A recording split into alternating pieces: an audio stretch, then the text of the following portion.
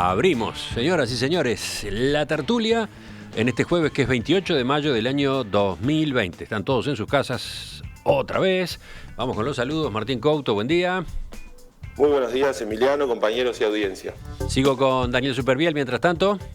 ¿Qué tal? Muy buenos días para todos. Un día, la verdad, muy lindo. Esteban Valenti tiene el micrófono prendido. Buen día. Sí, buen día a todos. Y ahora sí, Carlos, te escuchamos. Buen día para todos. ¿Andan bien? Vamos con el primer tema. Noticia de estos días, de anteayer, que fue ya más digerida durante el día de ayer y que tiene que ver con un asunto importante que ha generado muchas discusiones. Vamos por ese lado. El Poder Ejecutivo hizo público el memorándum de entendimiento firmado el 15 de mayo con UPM, que complementa el acuerdo que se suscribió en la administración anterior para la instalación de la segunda planta de celulosa de esa compañía finlandesa, la que se va a ubicar en el límite entre Durazno y Tacuarembó. En este nuevo memorándum se indica que en el contexto de la situación extraordinaria causada por la pandemia asociada al COVID-19, el gobierno solicitó a UPM realizar mayores contribuciones económicas a efectos de aliviar parcialmente las obligaciones de la República Oriental del Uruguay en el proyecto UPM-2 y para colaborar a mitigar las consecuencias económicas de la pandemia. Se agrega que el memorándum tiene como objetivo establecer las pautas bajo las cuales deberán celebrarse los acuerdos necesarios para que UPM proceda a realizar esa contribución económica. Se señala en el documento que UPM tiene la intención de realizar un aporte de 68 millones de dólares para la obra de UTE de cierre del anillo de la red de alta tensión de 500 kilovatios que une Tacuarembó, Chamberlain y Salto. A su vez se agrega que UPM tiene la intención de realizar una contribución de 60 millones de dólares a ser utilizada por la República Oriental del Uruguay para financiar parcialmente las obras que comprendan la renovación de rutas aptas para la circulación de camiones semirremolques de 48 toneladas y camiones tritren y el refuerzo de puentes.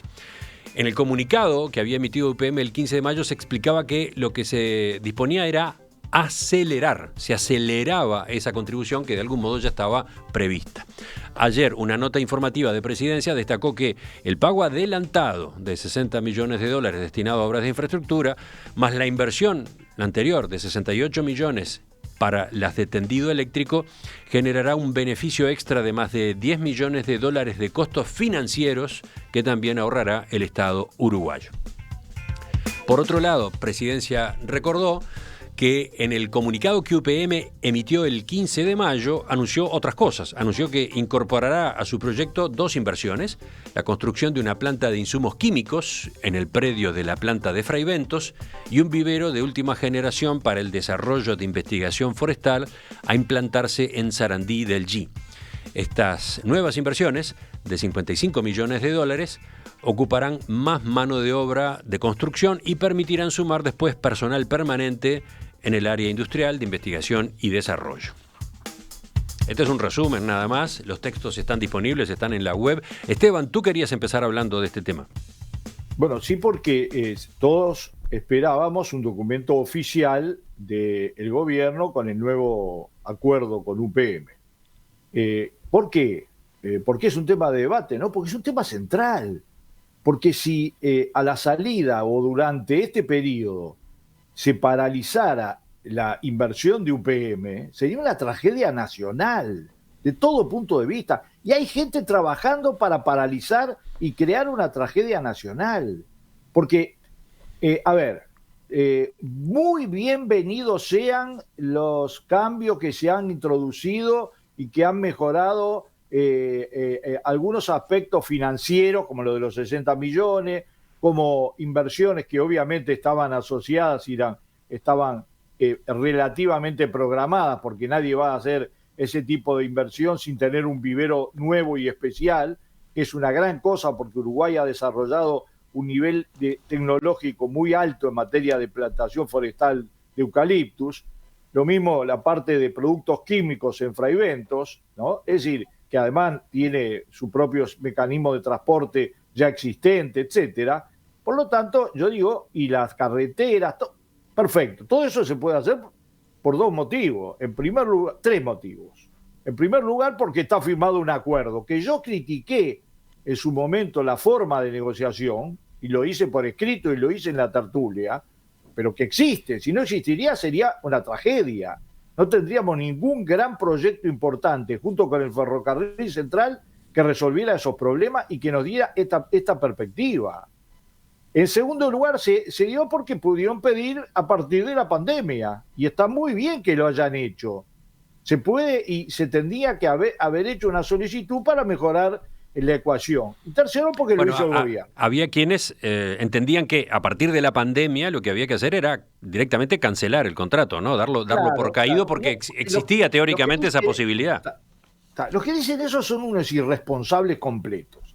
Ahora, a mí me preocupa que dentro del gobierno haya una fuerza política como Cabildo Abierto que ha hecho con un discurso peronista, absolutamente peronista, tomado de la admiración que Metol Ferré tenía del peronismo, absoluta y total, que se toca con el discurso nacionalista, supuestamente popular, pero profundamente, digamos, equivocado de sectores de la izquierda, sobre todo de los años 50-60. Eso me preocupa mucho, estoy polemizando. Hoy hay un artículo sobre el neoperonismo en el Uruguay, a partir de editoriales de La Mañana, etcétera. Es un tema que los uruguayos tenemos que poner arriba de la mesa y discutirlo, francamente, ideológicamente, sin abundar en adjetivos y abundando en sustantivos, en el análisis de esa teoría. Ahora, lo que más me preocupa es escuchar un ministro como el ministro de Obras Públicas, que yo lo escuché en 2 programas, jugueteando con la inversión, jugueteando con todo el proyecto, haciéndose la víctima de que tiene que resolver esos problemas, cuando en realidad, si no los tuviera que resolver, sería realmente trágico para este país. Yo digo, el Uruguay está mejor con la planta de UPM2 y Monte del Plata que antes de que estuviera, mucho mejor. Podría estar mucho mejor si hubiera otras condiciones. Bueno, eso ni que hablar, como todas las cosas de la vida. Pero no hay duda, las plantas de UPM y la forestación afectaron la producción agropecuaria del Uruguay. Falso. La mejoraron. Hay una combinación, una coordinación entre ambas. Nunca tuvimos el nivel de producción agropecuaria que tuvo el Uruguay. ¿El Uruguay va a estar mejor o peor con la planta de celulosa UPM2 y el ferrocarril central, con todo lo que implica para unas amplias, digamos, espacio de 1 millón de hectáreas en la zona central del país? Va a estar mejor por la gente que trabajó, va a estar mejor por los técnicos, va a estar mejor por todo. Ahora, además de eso, es una línea de trabajo que la critiqué en su momento, que me opuse a la ley forestal, a los beneficios, etcétera. Estoy absolutamente convencido que estábamos equivocados, bueno, que el país tiene un potencial que tiene que aprovechar. Y entonces, el documento me parece una muy buena noticia, me parece que está asociado a que se concretó la inversión, y me parece que el partido Cabildo Abierto puede juguetear con lo que parezca y puede poner a un personaje que tiene las características del diputado Luz, que hay así una lista, un prontuario, pero que el gobierno, un ministro que está directamente vinculado a eso, se ponga a juguetear con esas cosas. Bueno, termino con esto. A ver si nosotros, después de que estábamos en contra de la planta UPM2 y de la otra planta al sur de Río Negro, hubiéramos dicho, nos va a crear problemas con los argentinos, por lo tanto paralizamos las obras. Es lo mismo. Y en este caso los problemas no van a ser de ese tipo, no va a haber piquete ni nada por el estilo. Eso es grave. Bueno, como puntapié inicial, ¿cuánto habló Esteban? 12 minutos. Largo alegato. ¿Qué hacemos con los demás? ¿Quién sigue ahora? A ver.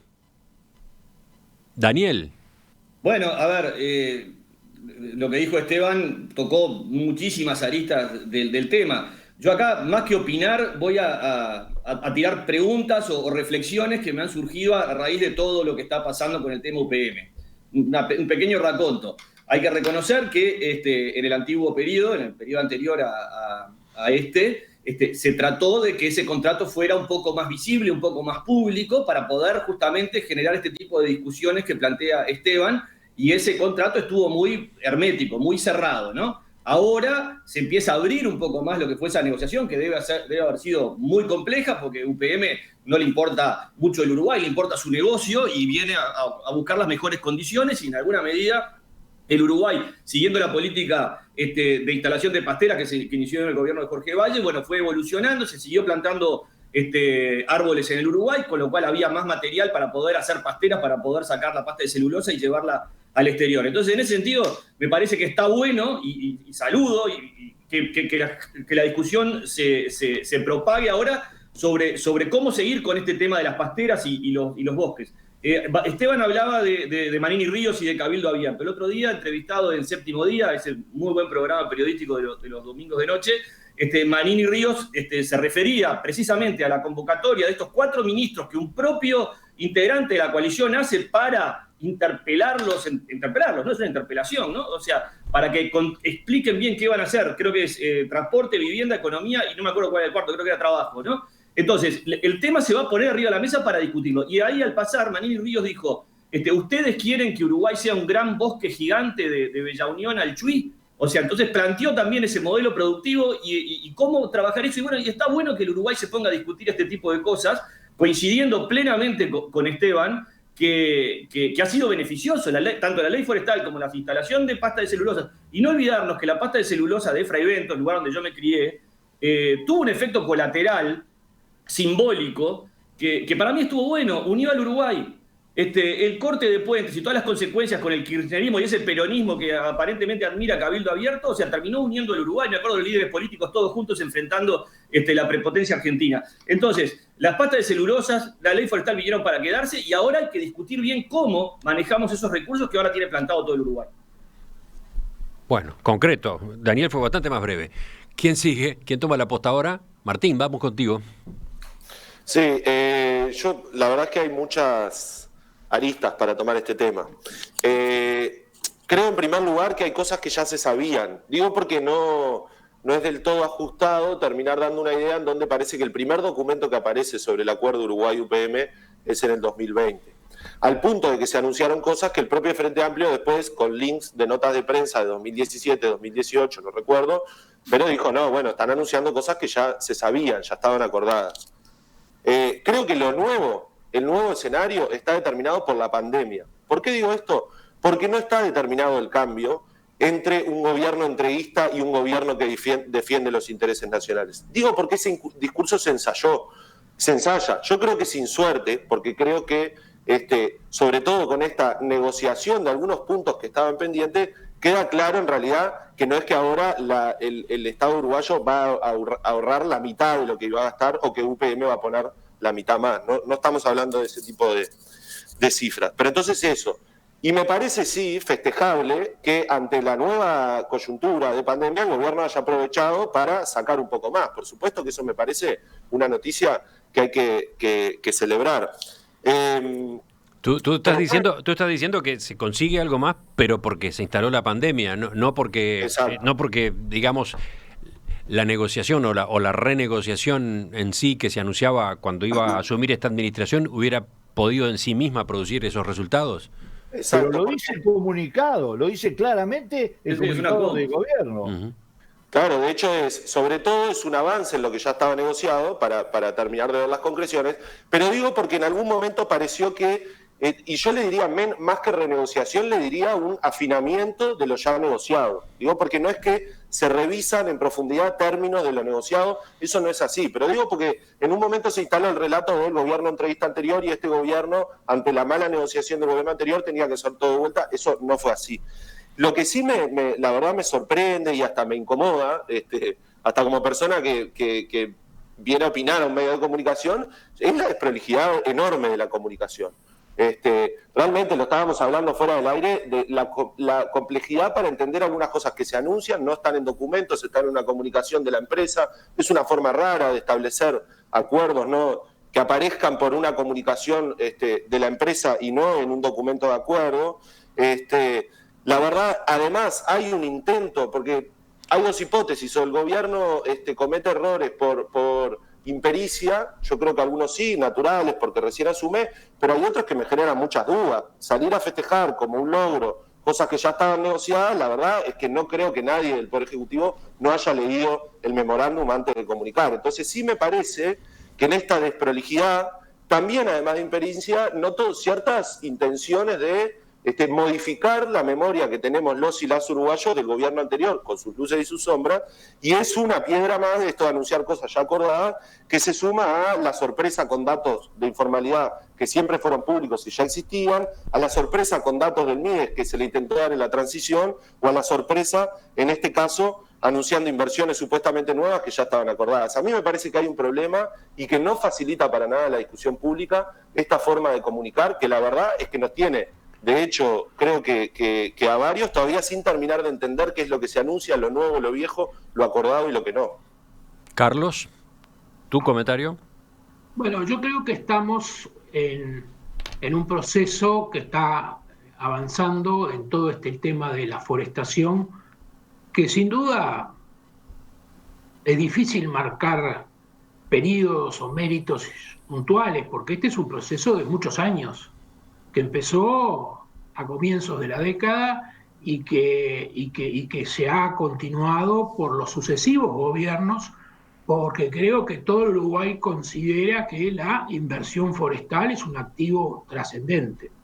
O sea que no creo que haya que poner el acento en que el mérito es de este gobierno, del anterior, o sea, creo que son cosas menores. Acá estamos ante una política, acá estamos en una política de Estado que lleva varios sucesivos gobiernos que han trabajado todos por darle un marco y un futuro correcto a esta actividad forestal que el país casi en su plenitud, yo diría en forma unánime, interpreta como positiva y necesaria para su pleno desarrollo.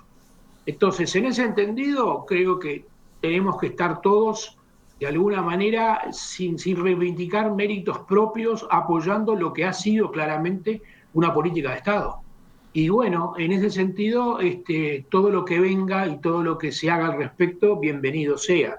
Obviamente podrá haber cosas mejores y cosas peores, pero esto es una política de Estado que Uruguay ha abrazado en las últimas décadas y que tiene un sentido muy claro de una posibilidad de desarrollo enorme en una materia donde el Uruguay tiene ventajas comparativas para ofrecer. Así que bienvenidos sean estos avances, estos logros, estos desarrollos que, reitero, no son cosas aisladas, sino que son propias de un proceso que ya lleva varias décadas. Volvemos contigo, Esteban. Bueno, suscribo totalmente lo que dijo Carlos. Este es un proyecto realmente de las pocas cosas que tienen sentido nacional y que ha obligado a los gobiernos a asumir responsabilidades aunque no las hayan firmado. Por lo tanto, me parece ese es el dato más importante. Pero además, yo comparo el documento firmado por el gobierno, es decir, que, digamos, el que apareció ayer, más el que publicó la empresa, y está claro que hay una continuidad con algunos cambios muy pequeños, relativamente pequeños en monto y relativamente pequeños porque la empresa, lo deja bien claro en su comunicado, y está bien.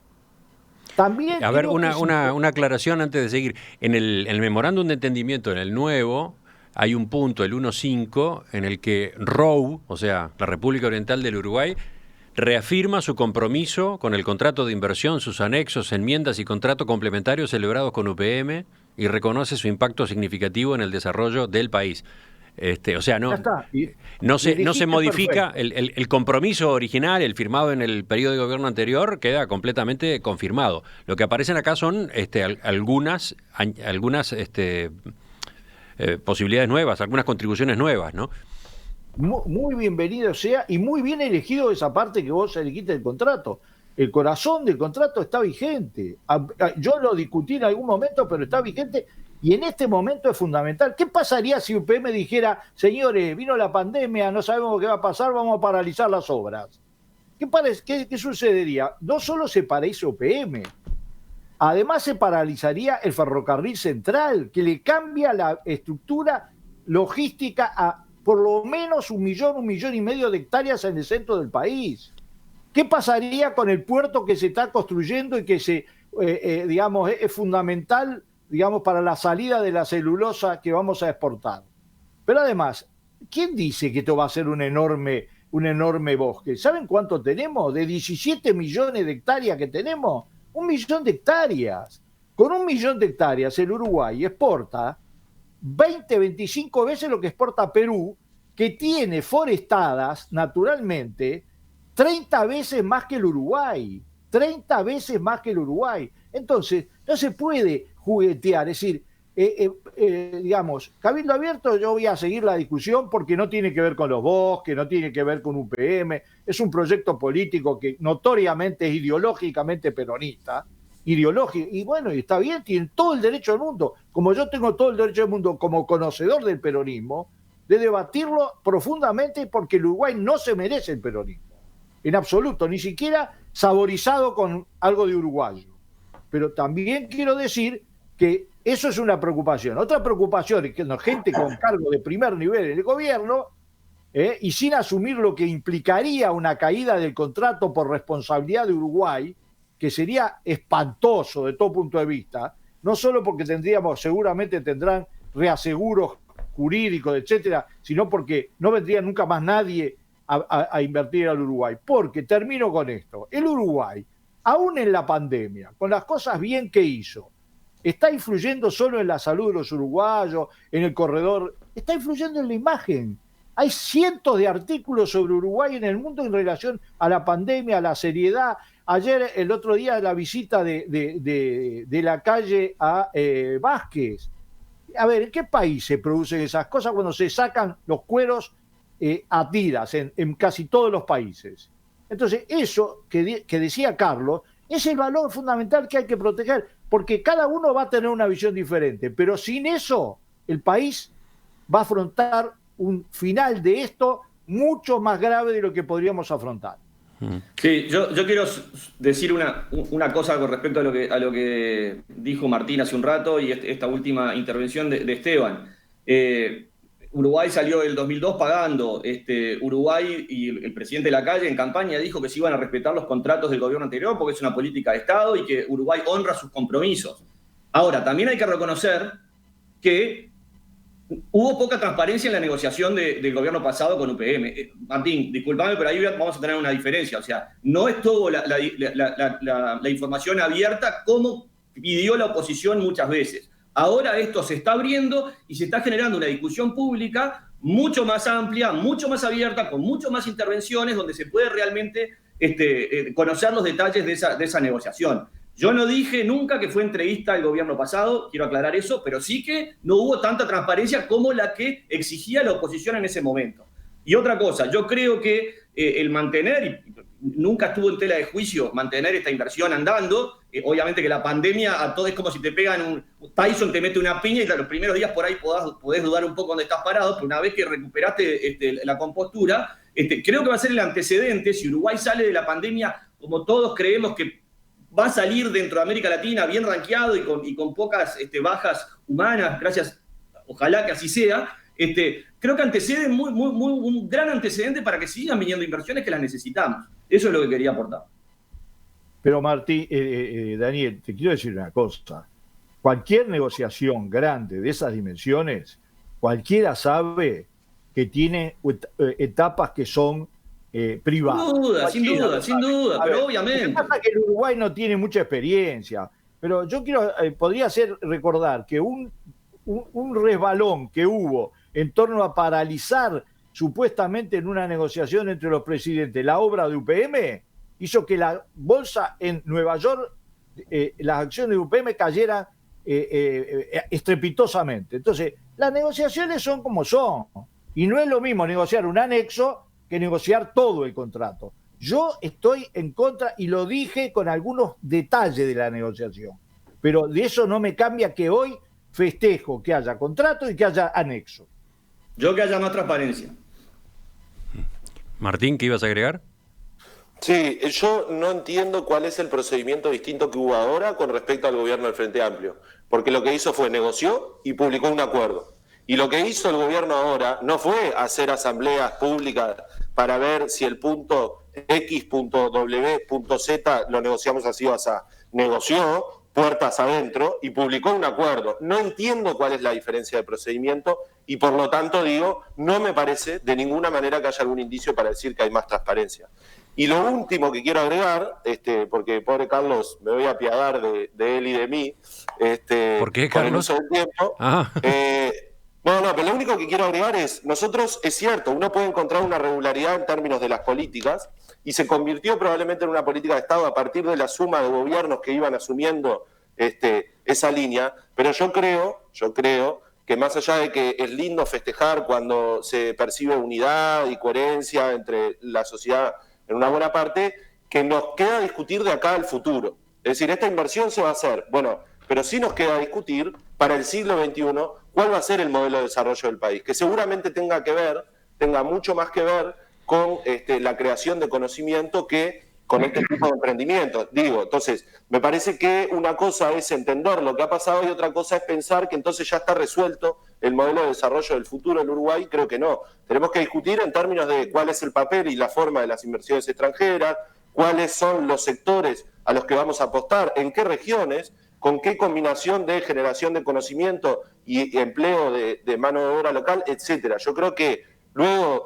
o mejor dicho, asumiendo la instalación de esta planta, nosotros tenemos un debate pendiente, no porque no se haya discutido antes, sino porque las condiciones cambiaron y el siglo XXI es lo que tenemos por delante. Carlos, te tocó. Yo arranqué mi intervención diciendo eso, así que coincidimos ahí, Martín. Y Carlos, es un debate permanente, no es que se termina en un momento.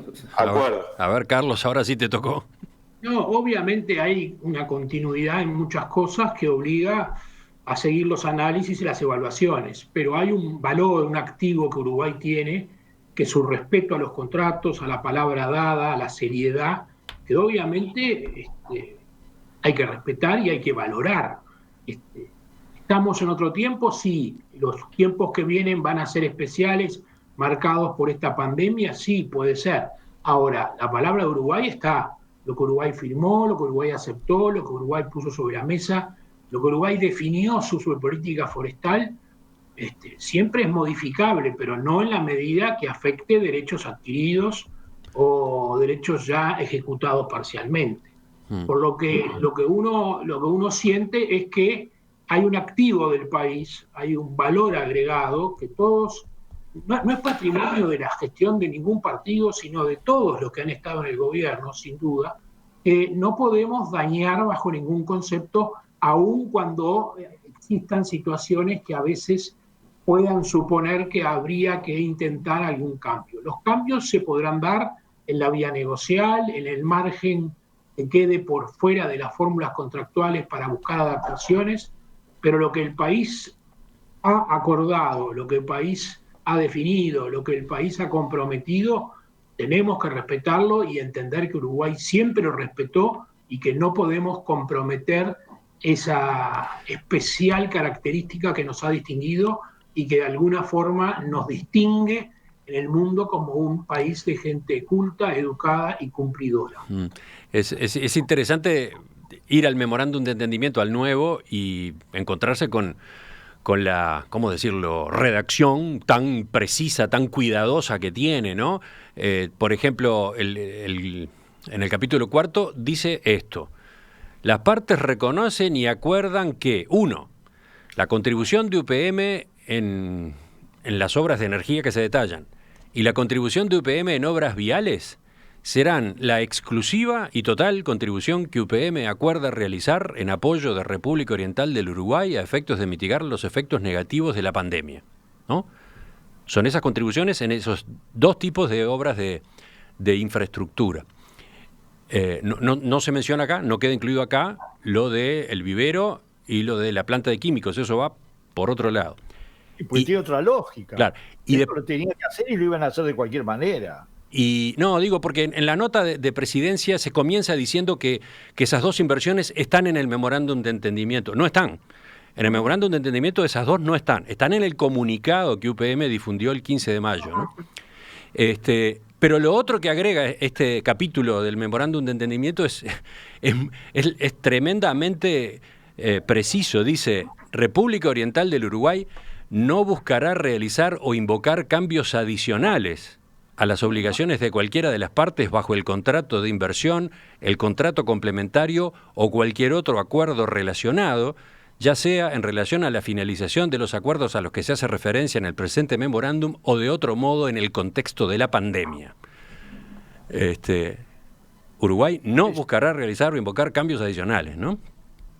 Es un contrato como lo hacen las transnacionales. Uno tiene que saber con quién está tratando, ¿no? No son ningunos nenes de pecho, absolutamente. Pero se le sacó bastante y había mucho, digamos, acordado. Carlos, muy importante. Carlos. No, que son disposiciones contractuales de estilo. Siempre se ponen y siempre tienen que estar, porque es evidente cuando se firma un contrato, no se firma para cambiarlo o renegociarlo todas las semanas. Eso no quita que exista siempre un margen relativo para conversar frente a circunstancias excepcionales, pero me parece que el contrato está dentro de lo previsto y lo razonable.